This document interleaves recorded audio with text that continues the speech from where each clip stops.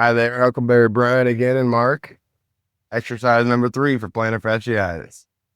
Okay, so you got deep muscles in the bottom of the foot.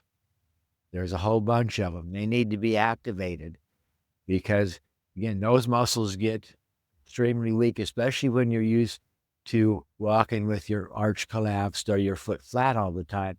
Those muscles aren't getting strong. So, this is a very simple exercise that you can do to start working on. The deep muscles are what they call the intrinsic muscles of the foot. Now, all you need for this, again, barefoot, what you're going to have you do is just a slight toe in. You're going to stay upright, and all you do is do a little forward lean. And now, when you're doing this forward lean, you're keeping your body straight, so you're not breaking at the hip. You're letting your whole body just come forward, and what you're going to find, as soon as you start coming forward a little bit, those toes press into the ground.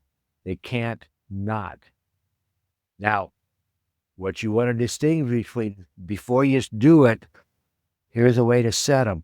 Lift your toes, spread them as best you can, put them on the ground, and then do your forward lean. Because when you do this, what you're not going to do is you're not going to claw the ground. So you're not trying to pull the toes towards the middle of the foot. You want them pressing straight down into the ground. So it's not a clawing motion. So that's why between each rep, I'd like you to lift them, separate them, put them down, and then do that little lean.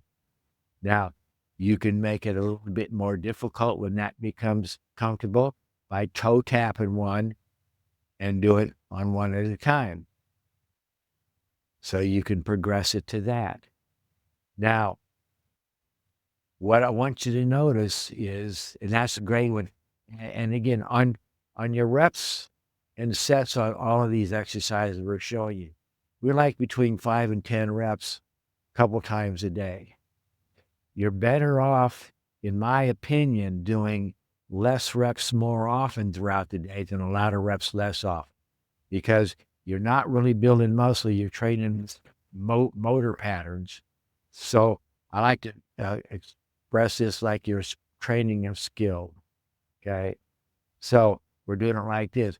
But a couple exercises I want to tell you about that people do all the time, we're not big fans of. It doesn't make them wrong, something else to do. But typically what you're going to see is sitting on the chair, taking a towel, trying to do curl the towel by clawing your toes, picking up marbles, doing alphabet and all that. The reason why we're not big on those is because it's not how the foot functions. As soon as you put your foot on the ground, the muscle actions and the way everything works is totally different than when you are sitting and you're not fully weight bearing and you're just making movement. You have to use the whole body because everything contributes to it. Just like we demonstrated earlier, if you just swing your hand to the right, that'll drive your foot. So if you're talking about the right foot. So in other words, you got to use the whole body. You got to use it the way that it actually functions because that's how you get better.